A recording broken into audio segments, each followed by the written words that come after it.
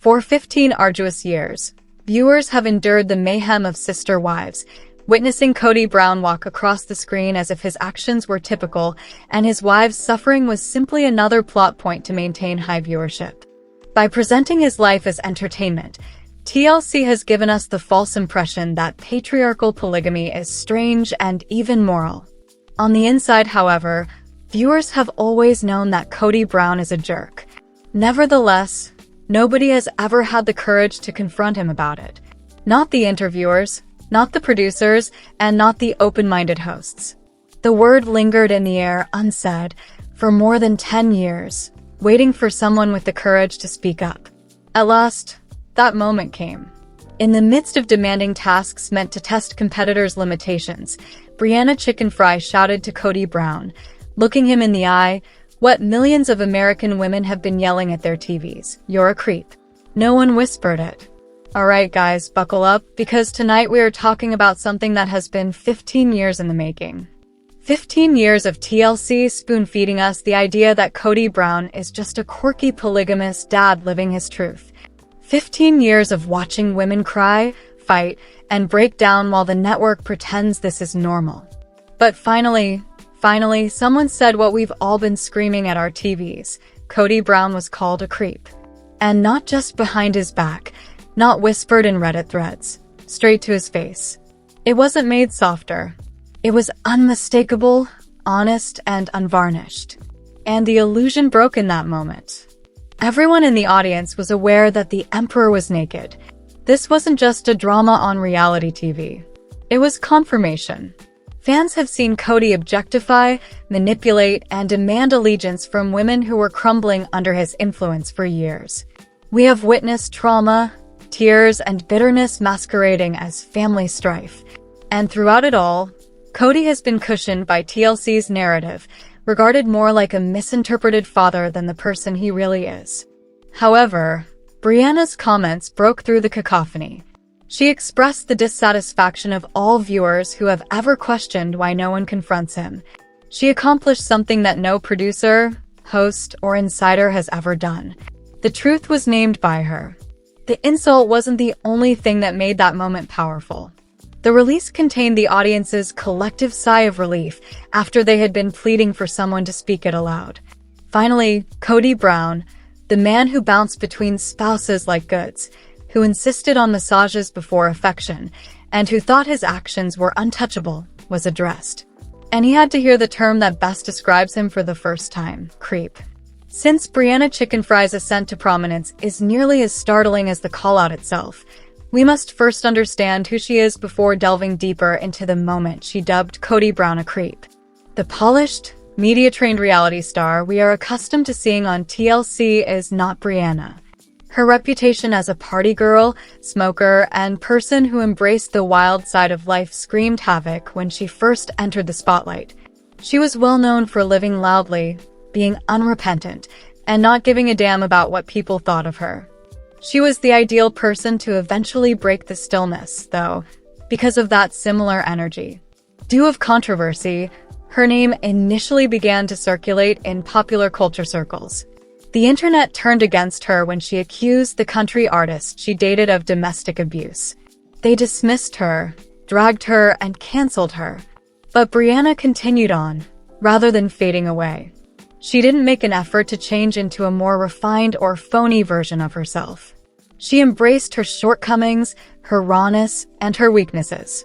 And when she enlisted in special forces, that's what set her apart. Brianna shouldn't have survived on paper.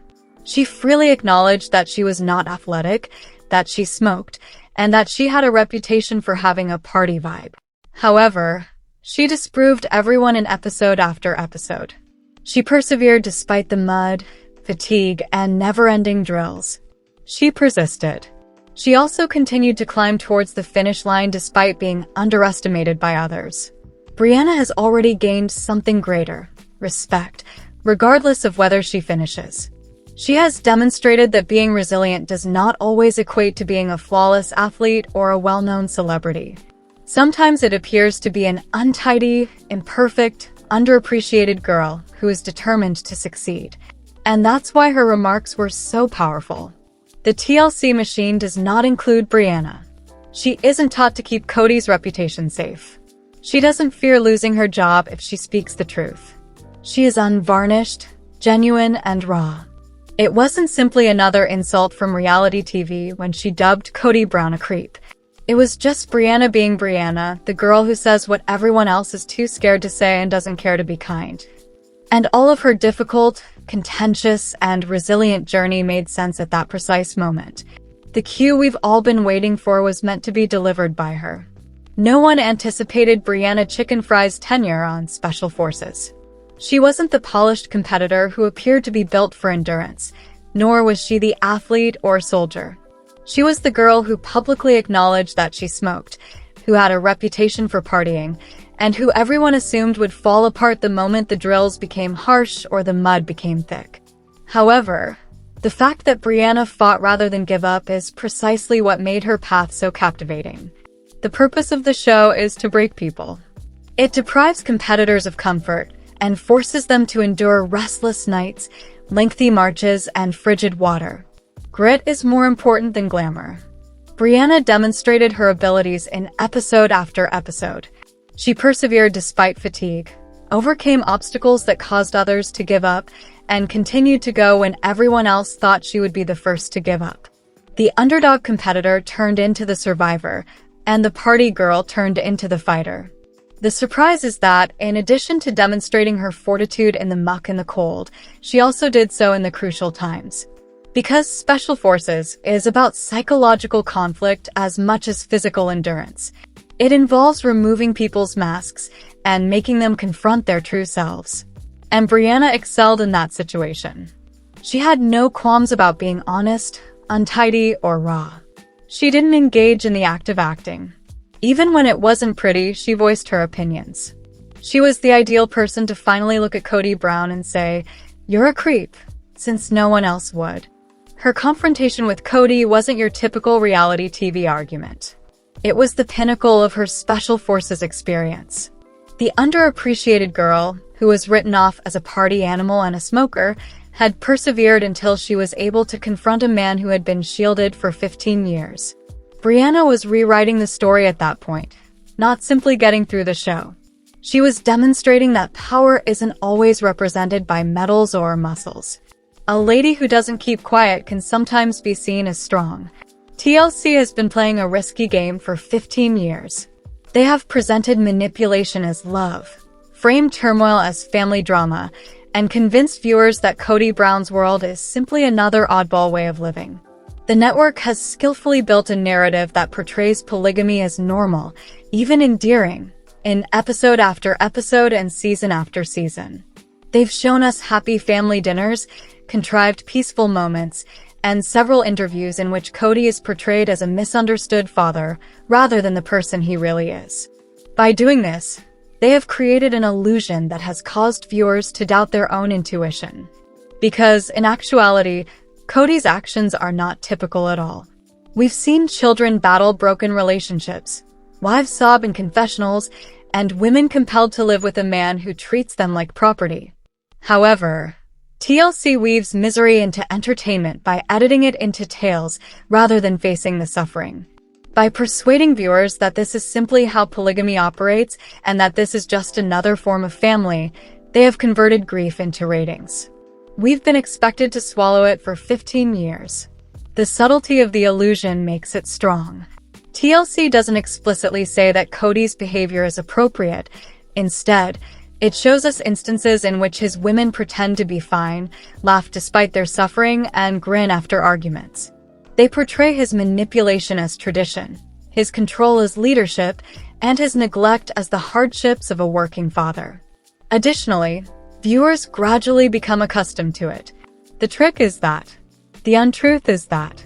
The illusion is that. However, the truth has always been apparent behind the glossy editing. The family's fractures, the hatred, and the tears were never concealed. They were only reframed. Brianna's call-out is crucial because of this. Because TLC hasn't spoken the term for 15 years. They've resisted dispelling the myth. They haven't acknowledged Kody for who he is. And in an instant, Brianna destroyed the story that the network has been defending for more than 10 years. What TLC would never say, she said. The spell was broken by her. Sister wives have long been plagued by polygamy. TLC presented it from the first episode as a way of life, a cultural curiosity, and something viewers could watch with interest rather than terror. The reality, however, is much darker. There is a distinction between patriarchal polygamy, in which one man has authority over several women, and polyamory, in which participants make their own decisions freely, equally, and with respect. Furthermore, Sister Wives does not promote equality. It's command. Manipulation is what it is. It's family drama disguised as trauma. Although Kody Brown's family has been presented to us as a cohesive one, there have always been obvious flaws. Women feigning well-being while their eyes betray them. Wives compelled to exchange affection, and children trapped in the midst. This isn't affection. It has a hierarchy. One man makes the decisions, and everyone else adapts. And TLC has been attempting to persuade us that this is typical for 15 years. It's okay for women to weep in confessional, to quarrel over meager attention, and to exist in a system that excludes them from equality. It's not okay, though. It's not typical. It's unhealthy. The concept of several partners is not the issue. The power disparity is the issue. The man becomes the center of the universe in patriarchal polygamy, and the women revolve about him, vying for his time, affection, and favor. Their value is determined by how well they assist him, not by their personal characteristics. And that is the reason it is so damaging. It deprives women of their agency, casts them in positions they never really wanted, and leaves them with the burden of pain that the audience can see but the show won't identify. Brianna's call-out is important because of this. Because TLC has been deceiving us into believing that this system is acceptable for the past 15 years. And she broke through the story in a single moment. She reminded us that the patriarchal polygamy we have been witnessing is not a quirky family drama. And the issue is patriarchal polygamy. Every Sister Wives watcher ultimately comes to a point where they stop attempting to make sense of what they are seeing and instead realize how ridiculous it is. The picture of Kody Brown relocating from one wife's home to another, taking the closeness he had experienced with him, and then recreating it with someone else as if it were nothing, has always stuck in my mind. And the pencil analogy is the only way to explain it. One man passing around a single pencil, expecting each woman to write her life with it despite the fact that it has already been used, worn down, and shared, is what it feels like. Consider it. You are informed that this is sacred, family, and love. In actuality, though, it's just one man tearing himself apart, asking women to put up with less than they deserve, and asking them to smile while disclosing something that should never be disclosed. The pencil turns into a representation of the trauma, the unbalance, and the humiliation.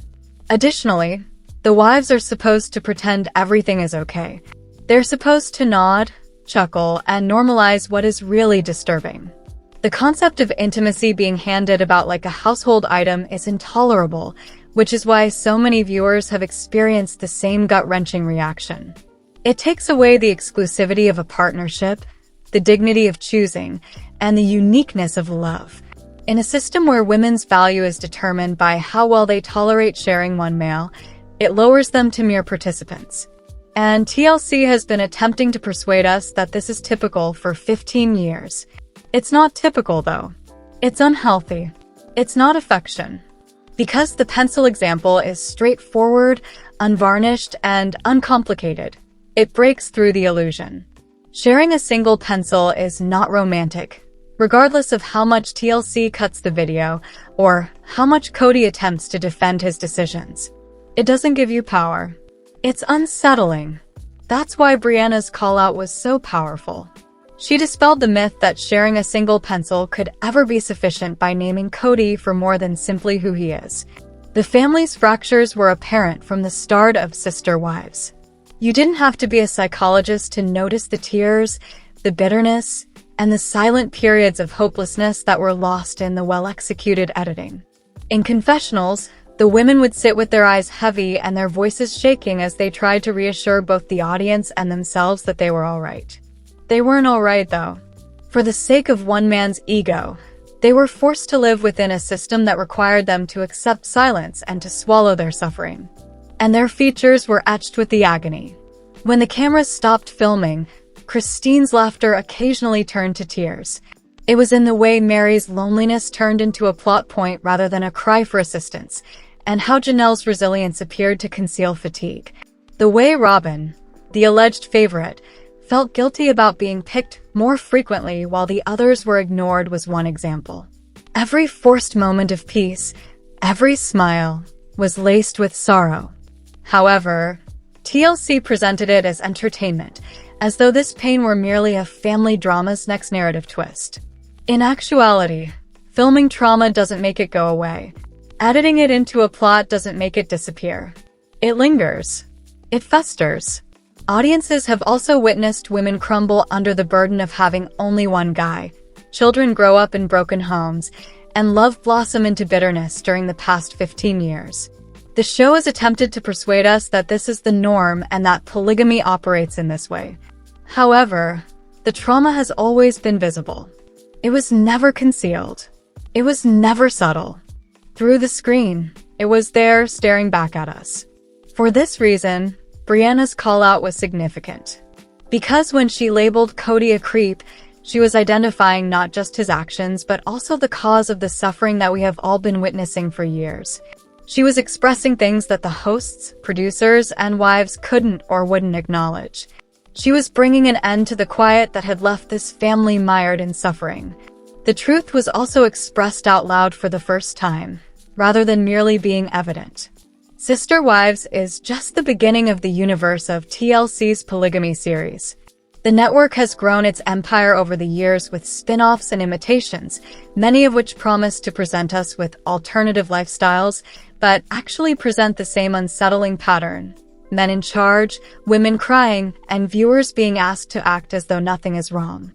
Seeking Sister Wife provides one of the most obvious examples, as families such as the Mirrorfields flaunt their dysfunction in front of the cameras. You understand exactly what I mean if you've seen them. There's no denying the creep factor. Like Kody Brown, the Mirrorfields reflect the same patriarchal system. While the wives are supposed to pretend that sharing him is a privilege rather than a burden, the man sits in the middle, believing that he has the right to several women. Almost quickly, you can see the cracks. Women asking questions, crying, and attempting to persuade themselves that this is what they want. However, their expressions reveal the truth. Their voices are shaky. They are deceived by their eyes. Nevertheless, the show turns suffering into entertainment, requesting that we watch their trauma as though it were a mere plot point. The recurrence is what gives it its eerie quality. Season after season, family after family, the same situation occurs. The audience is asked to suspend disbelief while the guy is exalted and the women are devalued. We are informed that this is empowerment, choice, and love. In reality, though, we are observing control. In reality, we are seeing manipulation. In reality, we are witnessing one creep after another, each one certain that his lusts are more important than the respect of the women in his immediate vicinity. Because of this, Brianna's criticism of Kody Brown has resonance outside of Sister Wives. It's more than simply him. It concerns every man who has appeared before TLC's cameras wearing the guise of polygamy as a way of life, while the women who stand next to him endure silent suffering. It's about the Mirrorfields and the innumerable others who have been portrayed as eccentric families rather than the patriarchal, inequality-based institutions they really are. Brianna criticized the entire genre, not just Kody. She identified the reality that TLC had been concealing. Kody Brown's fascination with massages is one aspect of his creepiness that perfectly encapsulates it. Over the years, we have heard the spouses talk about how Kody would insist on hour-long massages before showing them any attention, as though love had to be won by serving others. It had nothing to do with connectivity. It had nothing to do with kindness. It has to do with control. He desired to be pampered, and adored. Only then might he reciprocate. But he didn't most of the time. He accepted the massages, took in the attention, and left without giving anything back. The imbalance in his relationships is evident from that dynamic. Love wasn't reciprocated. There was no sharing of affection. It was highly manipulative, conditional, and one-sided. The wives were expected to take care of him while ignoring their own needs. They were not partners.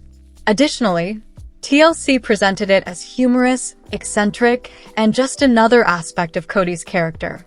Viewers, however, were aware.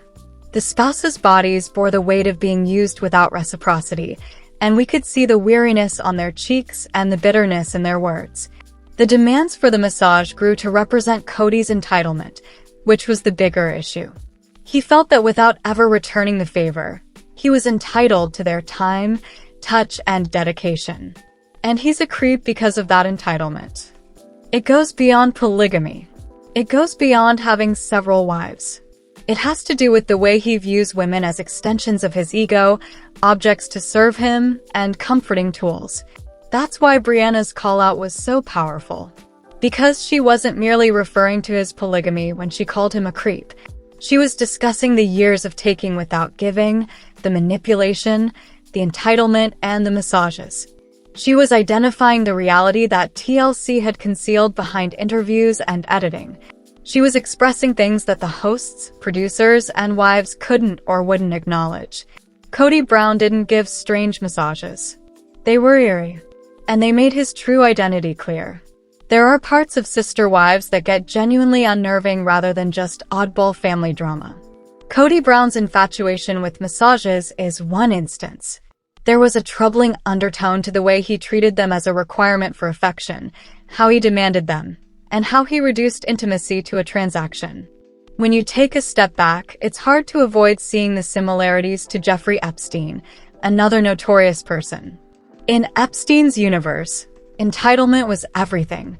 He exploited his position of authority to take advantage of women for his own pleasure because he felt he was entitled to attention, touch, and service. In his own polygamous world, Kody Brown reflected the same attitude. His demand was for submission, not for connection. He was seeking solace, not giving affection. Like Epstein, he covered it up with the rhetoric of normalcy, persuading people that his actions were normal and even expected. Although it is difficult, the comparison is essential. Because the man we've been watching for 15 years is more than just a husband. It's a man who never shows equal affection in return and feels entitled to their bodies, time, and dedication. Under the pretense of tradition, this man has normalized exploitation. Additionally, TLC has presented it as entertainment, urging us to laugh, feel pity for it, and act as though it's simply another way of life.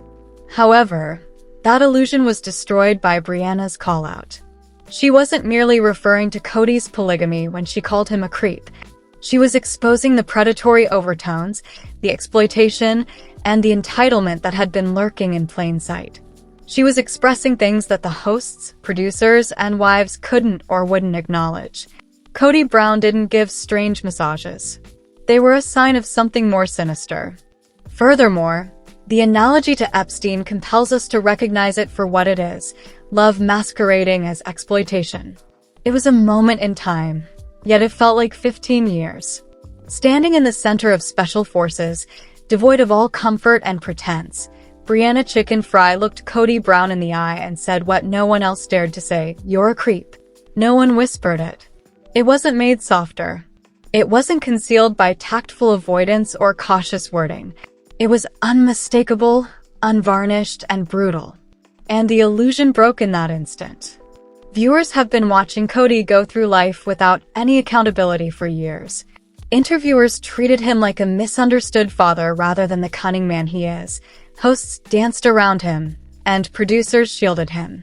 The difficult questions were evaded by every tell-all. He was portrayed as eccentric rather than predatory in each particular episode. As they waited for someone to break the silence, fans screamed at their televisions throughout it all. No one else would do what Brianna did. The bubble that TLC had created around him was broken by her. Her insult wasn't the only thing that made her words powerful. The release contained it. Millions of women who had been waiting for someone to speak it out sent out a collective sigh of relief. Finally, Kody Brown, The man who bounced between spouses like goods, who insisted on massages before affection, and who thought his actions were untouchable, was addressed. And he had to hear the truth told straight to his face for the first time. Because it was sincere rather than shrewd. It was a mic drop moment. Brianna had no interest in preserving his reputation. Playing polite didn't matter to her. The story that TLC had been promoting for 15 years didn't interest her. The truth was important to her. She also gave voice to any viewers who had ever felt nauseated while witnessing Kody's entitlement on screen in a single remark. She gave him a name. She revealed him.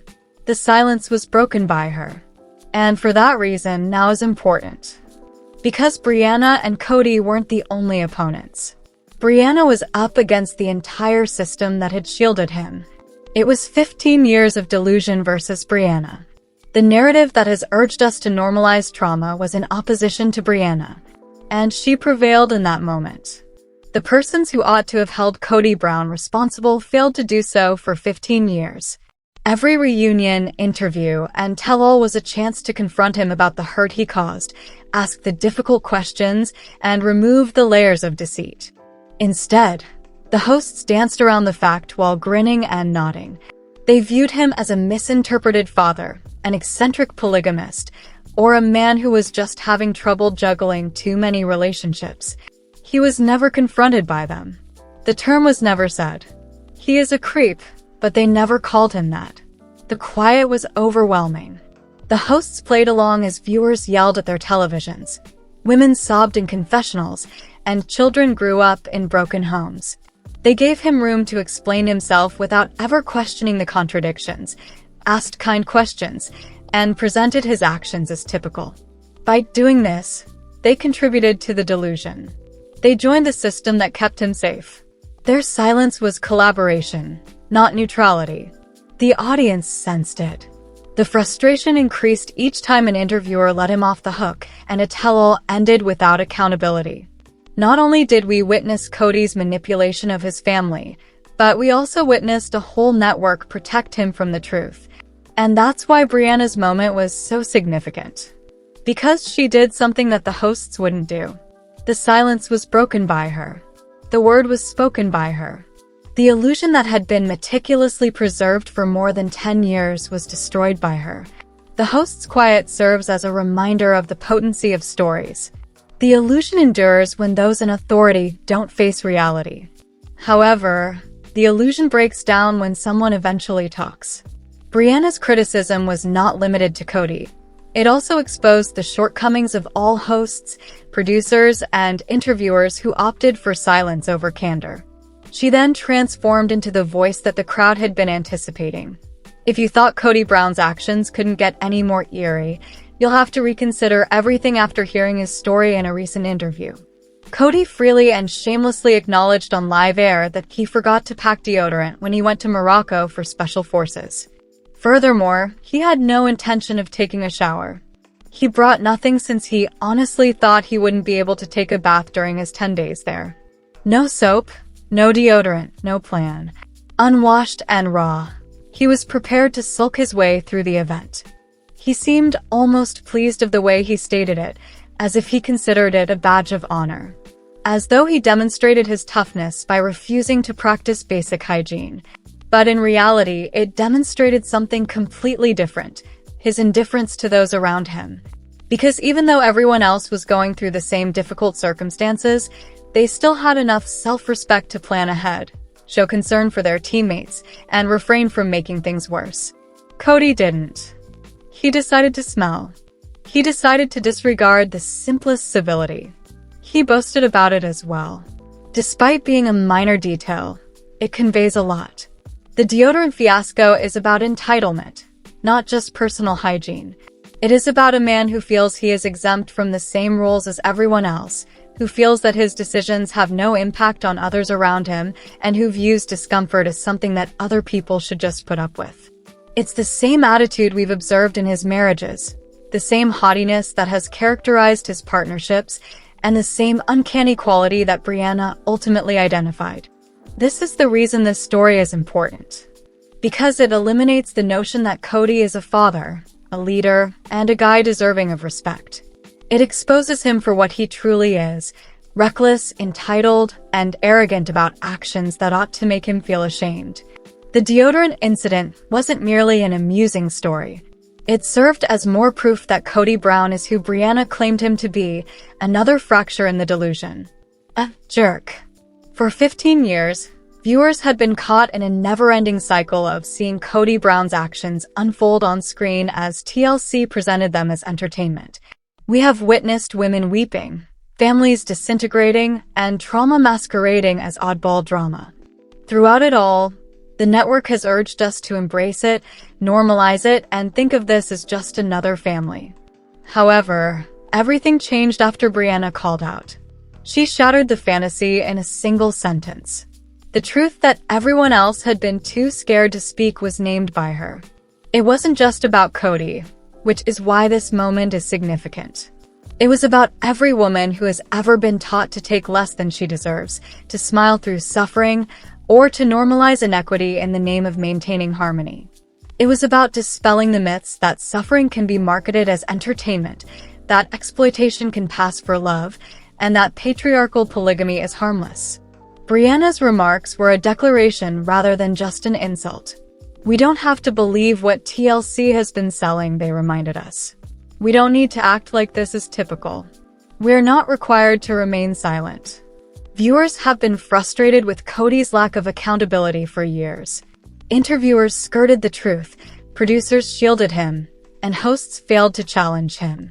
Then Brianna broke the silence in a single, unfiltered instant. She gave voice to the rage, tiredness, and disgust that viewers have been experiencing for more than 10 years. She reminded us that it's not unkind to call out abuse, manipulation, and entitlement. Rather, it's essential. This is why the present is important. Because Brianna and Kody weren't the only opponents. The system that has shielded him was up against Brianna. It was 15 years of delusion versus Brianna. It was Brianna against trauma normalization. And she prevailed in that moment. She provided us with the long-awaited truth. We deserve better, she reminded us. She also demonstrated how sometimes a single sentence may have a profound impact. It was more than just a highlight of reality TV when Brianna Chickenfry branded Kody Brown a creep. It was a pivotal moment. His protection has been the focus of TLC's empire for the past 15 years, creating stories that portrayed his actions as normal rather than poisonous and eccentric rather than manipulating. The illusion has finally broken, though. Once the truth is named and the word is said, it cannot be undone. Audiences are unable to unhear what they have heard. That silence holds the key to Sister Wives' destiny. Will Kody continue to be protected by TLC, which will edit around his entitlement and present his dominance as leadership? Or will they finally face the reality that has been yelled at by fans for years? Since the target audience has evolved. Watching women cry while producers act as like nothing is wrong is no longer acceptable to us. Trauma packaged as family drama is no longer acceptable to us. Accountability is what we desire. Honesty is what we desire. The truth is what we seek. And we got that from Brianna's statements. She emphasized to us that Kody is not invincible, that his actions are abnormal, and that his entitlement is not a sign of love. She reminded us that women should not be forced to live in a system that denies them equality, battle over a single male, or exchange fleeting feelings of attachment. She emphasized that it is not cruel to call out abuse. Rather, it is essential. Whether or not TLC pays attention will determine Sister Wives' destiny. If they cease defending Kody, if they cease marketing patriarchal polygamy as entertainment, if they at last let the voices that have been suppressed for so long to be heard. Whatever the network decides, one thing is for sure, Brianna's call-out permanently altered the course of the discussion. The delusion has been dispelled. The truth has been expressed. And the perception of Kody Brown will never be the same. Let us know in your comments. And stay tuned by subscribing our channel to get more updates like this. Thanks everyone.